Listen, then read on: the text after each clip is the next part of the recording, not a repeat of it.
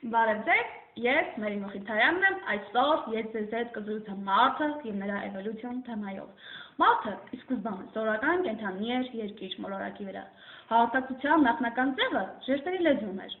Կամաց մարդկանց որոշ խմբեր սկսեցին նույն հնչյուններն արտահայտել, բառեր կազմել, բառերը կապակցելով սկսեցին նախադասություններ փոխանակել, զարգացնելով հնչյուններով հասկացնելուց հասան նրան, որ լիարժեքորեն փոխանակեն մտքեր։ Գիտության զարգացման փուլում արդեն հնարավոր եղավ մարդկանց հաղորդակցությունը առանց անմիջական շփմանը։ Այսօր մարդը կարող է սարքավորումների միջոցով հաղորդակցվել դիմացնի հետ, չիմանալով նրա ով լինելը։ Հուսով եմ, որ մարդկային ուղեղի անսահման հնարավորությունները առաջիկայում մեզ կտան էլ ավելի բարենպաստ պայմաններ հաղորդակցության համար և մարդ արարածը դուրս կգա երկիր մոլորակի սահմաններից դուրս։